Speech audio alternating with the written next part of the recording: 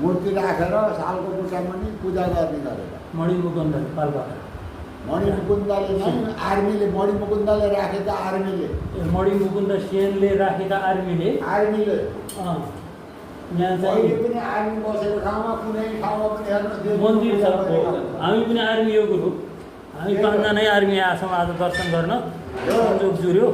उहाँ चाहिँ पहिला पनि आउनुभएको पछि यहाँ राजा पनि मऱ्यो आर्मी पनि बिस्तरिए यहाँबाट आर्मी पनि हट्यो राजा पनि मऱ्यो हजुर यो पाल्पा राज्य पनि हट्यो नवलपरासी भयो पहिला पाल्पा राज्य थियो नि त यो त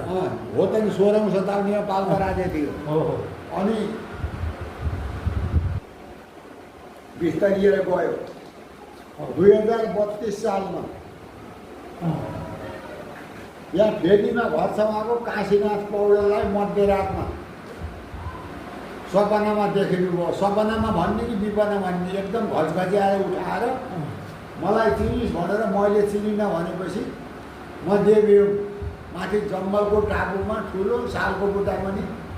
अलपत्र अवस्थामा छु मेरो उद्धार गर त म संसारको उद्धार गर्नेछु भनेर भने 2032 साल देवीले 32 साल भनेको त अस्ति हो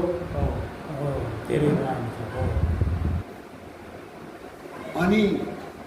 कोठाको ढोका बन्द छ पिउँ जाँदाखेरि मलाई कले आएर यसो अरू भनेर डर लाग्यो आफ्नो बिस्तारमा बसिराख्नु भयो बिहान उठेर तपाईँको नाम कुमार सिंह गुरुङ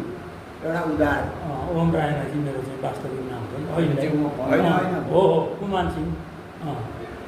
कुमार सिंहको घर नजिकै उनको घरभन्दा बिहान उठेर गुरुङ थिम गएर गुरुङ आज मैले यस्तो देखेँ भन्नुभयो बाहुन काठोले के हो कहाँ हो भन्दा सिरानको टापुमा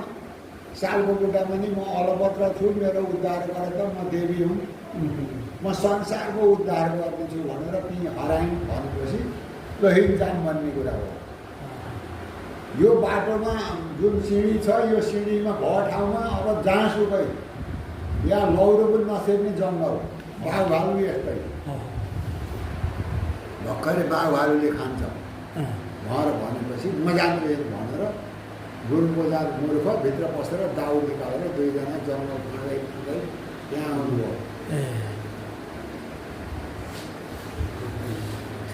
यहाँ आएपछि कुन बुट्टा पनि हो भनेको कुमार सिंहले सोध्नुभयो